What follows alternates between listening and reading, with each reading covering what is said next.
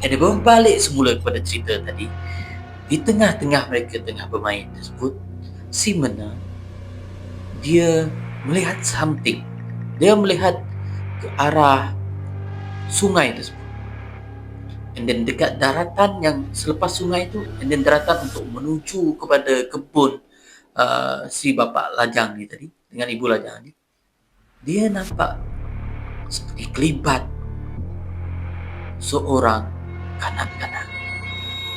Apa yang peliknya dekat kanak-kanak ni, dia ketawa tau. Dia ketawa, dia tunjukkan senyuman yang agak pelik pada Mena.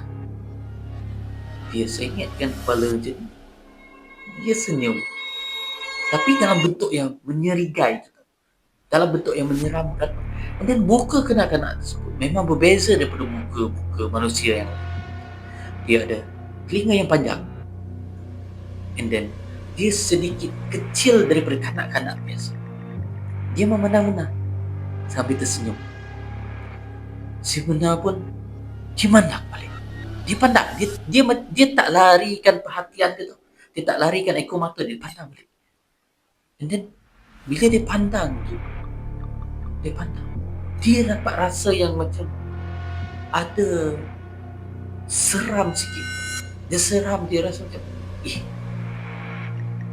ini siapa? Walaupun dia rasa seram, tapi dia macam curious tau. Curiosity dia tu yang dia rasa macam dia nak tahu siapa budak tu, macam tak pernah tengok sebelum ni dekat rumah panjang tu. And then bila Mena tengah tengok kawasan tu, tengok yang tempat budak tu berdiri, si lajang pun macam heran, apa yang dia tengok. So si lajang pun menegur Mena. Dia cakap, nama tak pedok nan kit. And then si Teri pun dia heran juga. Dia tengok lajang, dia tengok Mena. Dia cakap, lajang pun,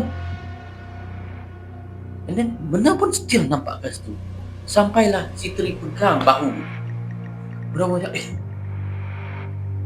and then lajang cakap lagi sekali, nama tak pedok nuan yang tadi, nama tak pedok nuan kit, siu tai kah? And then si Mena pun macam